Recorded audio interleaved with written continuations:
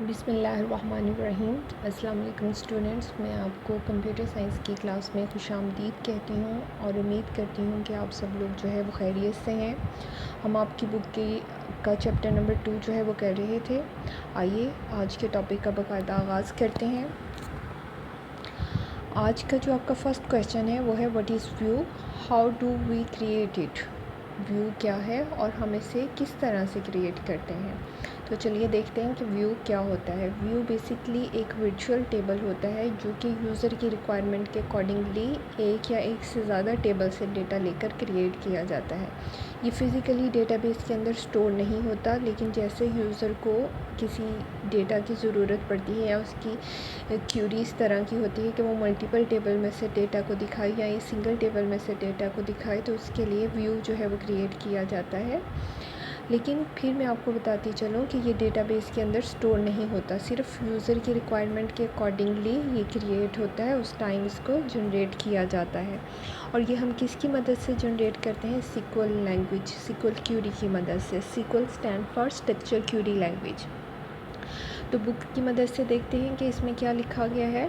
A view is a virtual table that display the data from one and more table, जो कि एक या एक से ज़्यादा टेबल से डेटा को व्यू करने के लिए या डिस्प्ले करने के लिए यूज़ होता है। It is created by using a SQL query. SQL query की मदद से क्यों क्रिएट किया जाता है? बिकॉज यूज़र जो है वो अपनी कमांड जो है वो क्यूरी लैंग्वेज के ज़रिए जनरेट करता है, यानी डेटाबेस को बताता है कि मुझे ये रिकॉर्ड देखने हैं, तो फिर उसकी मदद से व्यू जो है वो क्रिएट होगा। It is a powerful database language. SQL जो है वो हमारे पास पावरफुल डेटाबेस लैंग्वेज है, यानी जिसकी मदद से हम डेटाबेस को क्रिएट करते हैं, मेंटेन करते हैं।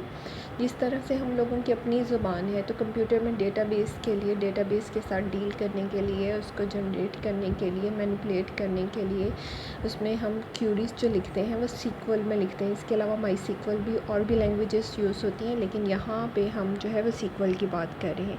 It is use for data definition and data manipulation, यानी ये डेटा की डेफिनेशन, डेटा को मैनिपुलेट वगैरह करने के लिए यूज़ होती है।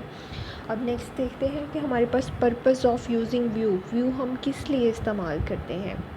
The basic purpose of using view is keep the data safe and secure. View के इस्तेमाल करने का बुनियादी मकसद ये है कि हम अपने डेटा को जो है वो सिक्योर और सेफ़ रखना चाहते हैं, यानी फ़िज़िकली जो हमने डेटाबेस के अंदर डेटा स्टोर किया है उसके अंदर कोई चेंजेस नहीं करने चाहते। सिर्फ हम व्यू जो है वो मुख्तलिफ़ तरह से, क्योंकि यूज़र की रिक्वायरमेंट जो है वो मुख्तलिफ़ हो सकती है। हो सकता है वो 2 टेबल में से डेटा को देखना चाह रहा हो, 3 में से देखना चाह रहा हो, या सिंगल टेबल में से डेटा को देखना चाह रहा हो। The user can specify the record to be displayed in a view. User क्या करता है, वो रिकॉर्ड को स्पेसिफाई करता है, यानी अपनी रिक्वायरमेंट बताता है कि मैंने ये रिकॉर्ड जो है वो रीड करने हैं। The view display the data according to the user requirement. तो फिर व्यू क्या करता है, यूज़र की रिक्वायरमेंट के अकॉर्डिंगली उसको डेटा जो है व्यू कराता है। It keeps the actual data in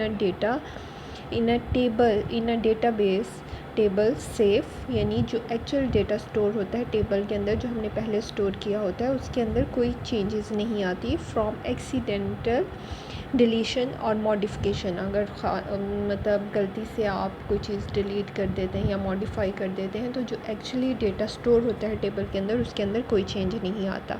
it also provide more flexibility in displaying the data from the table. ये इसके अलावा फ्लेक्सिबिलिटी प्रोवाइड करता है कि आप एक से ज़्यादा टेबल से डेटा को व्यू कर सकें।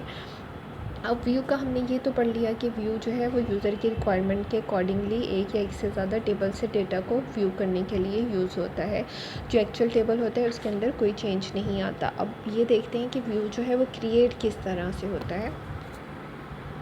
तो व्यू क्रिएट करने के लिए मैंने आपको बताया था कि हम जो है वो क्यूरी लैंग्वेज यूज़ करते हैं, एसक्यूएल यूज़ करते हैं और इसकी मदद से कमांड जनरेट करते हैं। अब view can be created from one and more table. ये एक या एक से ज़्यादा टेबल से क्रिएट किया जा सकता है। The create view command of SQL is use to create a view as follow, यानी हम कमांड देंगे डेटाबेस को कि वो व्यू क्रिएट कर दे। तो उसके लिए क्रिएट कीवर्ड है यहाँ पे।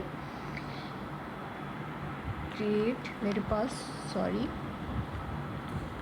मैं इसको पहले जूम कर लेती हूँ। क्रिएट जो है वो यहाँ पे क्या है, कीवर्ड है, जो कि व्यू को क्रिएट करने के लिए यूज़ हुआ है। हम किसका व्यू क्रिएट करना चाह रहे हैं? स्टूडेंट टेबल का। तो हमने आगे स्टूडेंट टेबल का नेम जो कि स्टूडेंट है और व्यू एज लिखा। उसके बाद हमने लिखा सेलेक्ट भी कमांड है बेसिकली।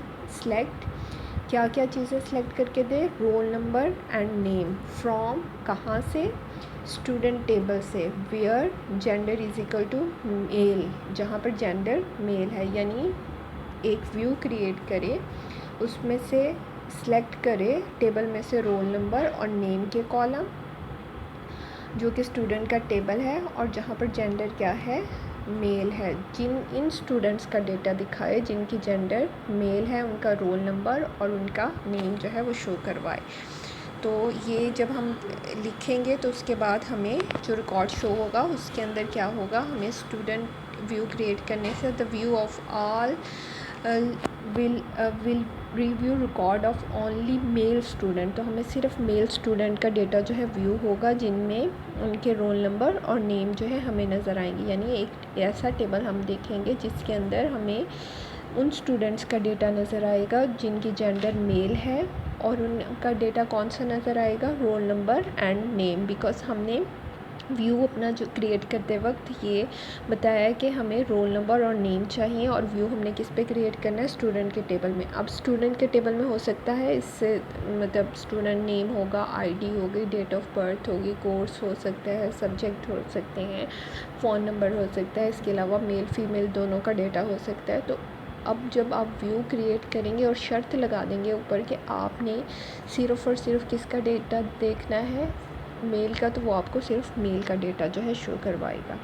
यहाँ से आई होप आपको समझ आ रही होगी। मज़ीद में आपको समझाने के लिए यहाँ पे अगर देखें व्यू हम क्रिएट करते हैं, ये टेबल के दो टेबल जो है वो डेटाबेस के अंदर स्टोर है, एक टेबल 1 और एक टेबल 2, और हम कोई ऐसा टेबल ऐसा रिकॉर्ड व्यू करना चाहते हैं जो कि दोनों टेबल्स में से होके आए।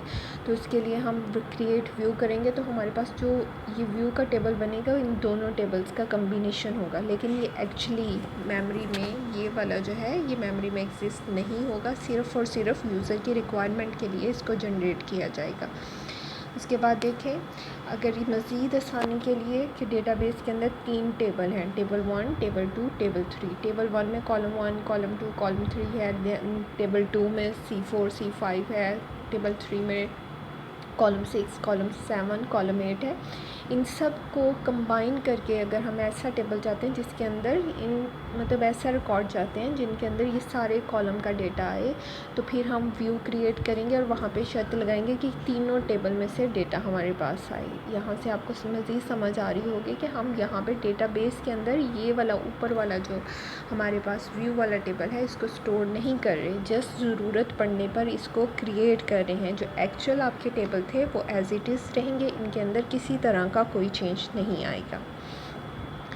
यहाँ तक मुझे लगता है आपको व्यू की समझ आ गई होगी। मज़ीद आगे चलते हैं, आगे हम पढ़ेंगे इंडेक्सेस के बारे में कि इंडेक्स क्या है, what is the uses of index in a file management system and database management system. Index क्या होते हैं और इनका फाइल मैनेजमेंट सिस्टम और डेटाबेस मैनेजमेंट सिस्टम में क्या अमल दखल है, क्यों हम यूज़ करते हैं। An index is a data structure, basically ये डेटा स्ट्रक्चर है that is used by DBMS to locate a particular record in a file more quickly, क्योंकि हम डेटाबेस मैनेजमेंट सिस्टम में इसको रिकॉर्ड्स को फाइंड आउट करने के लिए यूज़ करते हैं। Indexes are use to speed up the sorting and searching process. Indexes की मदद से हम जो है वो रिकॉर्ड को सर्च करने का और उनको सॉर्ट मतलब जैसे असेंडिंग ऑर्डर में डिसेंडिंग ऑर्डर में करने का अमल जो है वो तेज़ कर सकते हैं। Some indexes are created automatically, कुछ इंडेक्सेस जो हैं वो ऑटोमेटिकली क्रिएट हो जाते हैं। In related table one relationship are define, जब हम टेबल्स के दरमियान रिलेशनशिप बनाते हैं तो कुछ इंडेक्सेस जो हैं वो ऑटोमेटिकली क्रिएट होते हैं। The performance of a database is improve with these indexes, इनकी मदद से डेटाबेस की परफॉर्मेंस इम्प्रूव हो जाती है। द इंडेक्स में be created on a primary की, इंडेक्सेस जो है वो प्राइमरी की पे भी क्रिएट किए जा सकते हैं, सेकेंडरी की पे भी और फॉरेन की पे भी। The indexes are stored in index file, जो इंडेक्सेस होते हैं वो इंडेक्स फाइल में अलहदा से स्टोर होते हैं। Database management system uses this file to speed up the sorting and searching operation. यही बात हमने पीछे की थी कि डेटाबेस में इंडेक्सेस जो हैं वो रिकॉर्ड को सॉर्ट करने के लिए, उनको अरेंज करने के लिए या उनको रीड करने के लिए यूज़ होते हैं। However indexes can slow down data entry, लेकिन इंडेक्सेस की मदद से डेटा एंट्री का प्रोसेस स्लो हो जाता है। वो क्यों? जब भी आप नया डेटा ऐड करेंगे या अपडेट करेंगे या डिलीट करेंगे तो आपको इंडेक्स फाइल के अंदर भी चेंज करना पड़ेगा। अब इंडेक्सेस को मज़ीद समझने के लिए कि इंडेक्सेस होते क्या हैं, ये उस मेमोरी लोकेशन को रेफ़र कर रहे होते हैं जहाँ पर डेटा पड़ा हुआ है, जहाँ पर रिकॉर्ड पड़ा हुआ है। अगर हम इसको मज़ीद समझने की कोशिश करते हैं तो आइए, यहाँ पे मैंने एक एग्ज़ाम्पल ऐड की है कि मेरे पास जैसे इंडेक्सेस 10, 20, 30, 40, 50, 60, 70, 80 लिखा हुआ है, ठीक है। अब ये वाला जो इंडेक्सेस हैं, ये डेफिनेटली उस लोकेशन के एड्रेस हैं जहाँ पे आपके रिकॉर्ड पड़े हुए हैं। हो सकता है यहाँ पे एक आपका रिकॉर्ड पड़ा हो, एक यहाँ पे पड़ा हो, तो इसको ये वाली लाइन जो है इंडिकेट कर रही है, बता रही है यहाँ पे इस लोकेशन पे 10 का मतलब ये है कि 10 लोकेशन पे आपका रिकॉर्ड पड़ा है। 20 का मतलब ये है कि 20 लोकेशन पे जो है ये 20 नंबर पे आपका रिकॉर्ड पड़ा हुआ है। और 30 फिर देखें कि थोड़ा सा हट के कहीं और पड़ा हुआ है 40।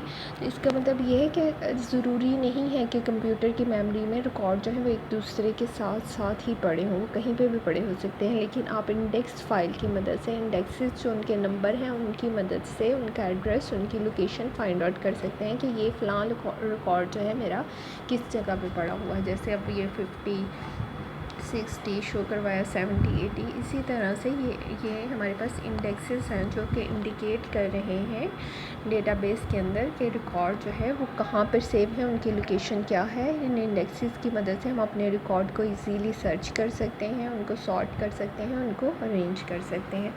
आई होप यहाँ तक आप लोगों को समझ आ गई होगी। अगर आप लोगों के इससे रिलेटेड कोई क्वेश्चन है, कोई क्वेरीज है, कोई चीज़ नहीं समझ आई तो आप लोग मुझसे पूछ सकते हैं। नेक्स्ट लेक्चर के लिए अल्लाह हाफिज़।